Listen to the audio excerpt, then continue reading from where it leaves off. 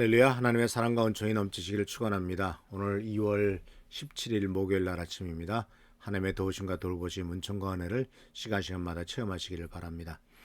자, 그럼 주님께서 이와 같은 놀라운 축복과 은혜 우리에게 허락하셨는데 또 시간이 지나갈수록 더욱더 가치 있고 고귀한 더 양질의 더 큰 은혜의 축복을 우리들에게 허락하시는 것을 이제 잔치를 맡은 책임자의 입을 통해서 우리가 고백을 듣습니다.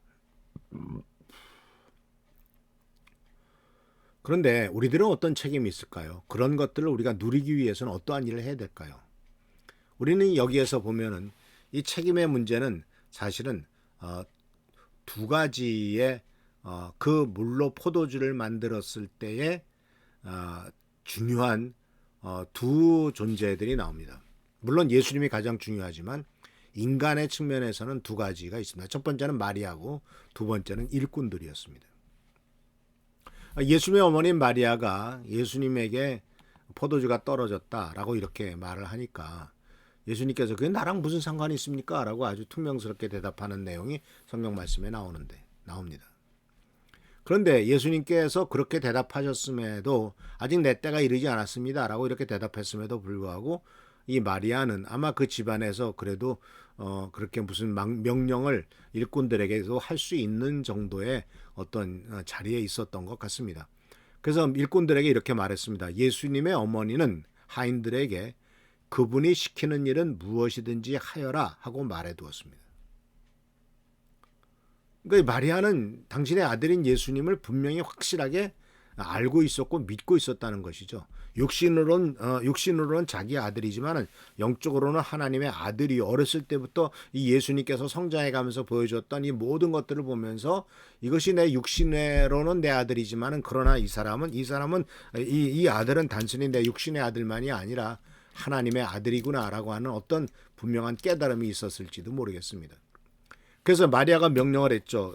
일꾼들에게 그분이 시키시는 일은 무엇이든지 해라. 이 표현 물론 이게 우리나라 성경이기 때문에 이 그분이란 말을 썼습니다만은 자기 아들에 대해서 그분이 시키시는 일이라고 그분이라고 이렇게 존대는 하는 말을 했다는 것은 참 의미가 있습니다.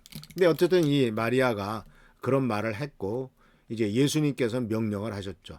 그래서 예수님께서 명령을 하셨는데 흔히 말하는 이제 포도주를 만드는 과정이죠. 그러니까 이 소위 우스갯게 말하면 요새 말로만 레시피입니다. 예수님의 레시피, 음식을 만드는 순서, 재료를 뭘 준비해야 되고 뭘 해야 되느냐 하는 것에 대한 순서가 예수님의 명령인데 그 주님께서 말씀하신 것인데 그러니까 첫 번째 예수님의 레시피가 바로 뭐죠?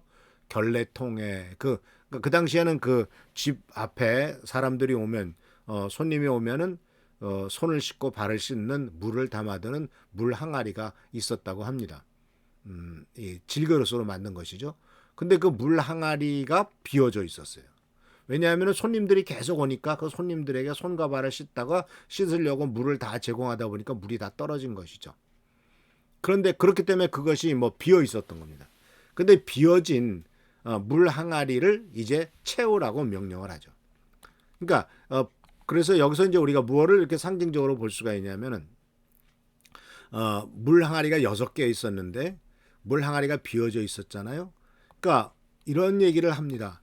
포도주는 떨어진 것은 아는데 몸과 마음을 깨끗하게 씻는 결례통에 물 떨어진 것은 모른다. 포도주가 떨어지면 크게 신경 쓰는데 결례통에 물 떨어진 것은 전혀 신경 쓰지 않는구나. 뭔가 상징적인 메시지가 거기 있지 않습니까?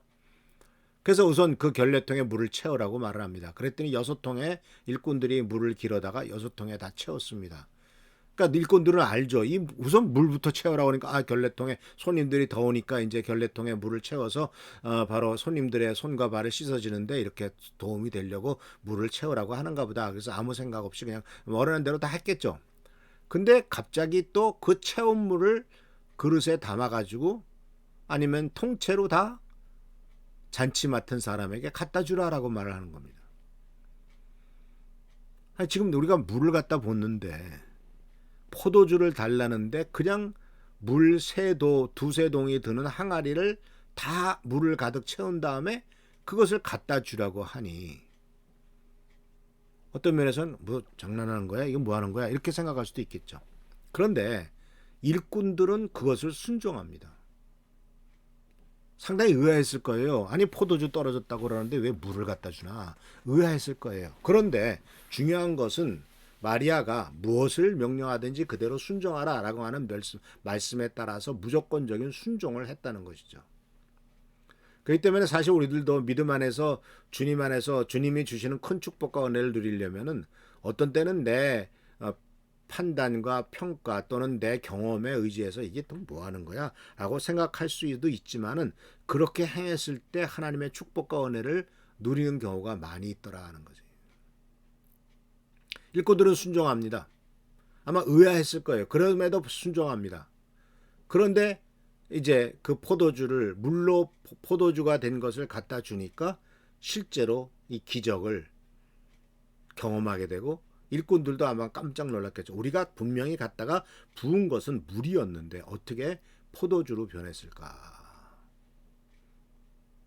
그러니까 여기에서 마리아의 무조건 실행하라는 명령, 두 번째는 거기에 따라서 무조건 순종했던 일꾼들의 순종, 이것이 바로 우리들에게 있어서의 중요한 책임입니다.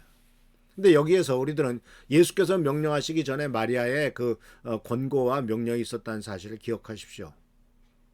예수께서 갑자기 그 일꾼들을 불러서 일로 오세요. 그래가지고 저 결례통에 물 좀 채우세요라고 말씀하시지 않았습니다. 그 일꾼들이 순종할 수 있도록 마음에 준비를 해놓게 한 게 마리아죠. 그래서 우리들은 우리가 다른 사람을 구원하고 다른 사람에게 하나님의 축복과 은혜를 전하기를 원하는데 그렇게 하기 위해서 명령은 주님께서 물론 하시겠지만 우리들이 해야 될 일은 순종할 마음을 준비하는 거죠. 주님께서 뭐라고 말씀하실 때 무조건 순종하십시오. 그것이 바로 하나님의 축복과 은혜를 가져오는 길입니다. 이것은 우리가 믿음이 있는 사람이 믿음이 없는 사람들에게 행하고 동시에 또 우리 자녀들에게 우리 가족들에게 해야 될 일입니다. 하나님의 말씀대로 순종하면 하나님께서 축복하신다.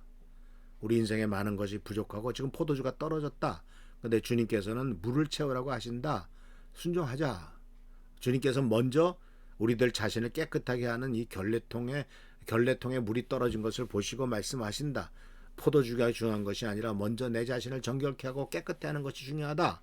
그 주님께서 그렇게 말씀하셨을 때 그 정결케 하고 깨끗하게 하는 것의 상징적인 모습인 이 포도주 결례통의 물이 바로 포도주로 바뀌는 놀라운 역사가 있는 것을 보게 되죠. 그러니까 결례통을 채우라라고 하는 말은 바로 내적인 깨끗함을 말하고 있죠.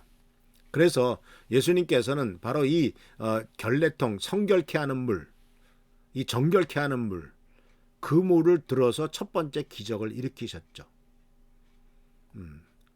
이것은 사실은 이 결례통 속에 있는 물은 외적으로 우리의 몸과 손과 발과 하는 외적인 깨끗함만을 의미하는 것이 아니라 예수님께서는 이제 그 더 깊이 들어가셔서 내적인 깨끗함을 얘기하시고 계신 것입니다.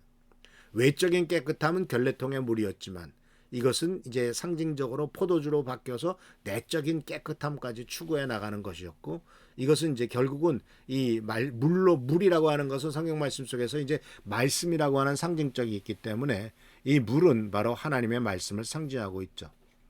그래서 이 물로 이 물통을 채우라라고 말씀하시는 것.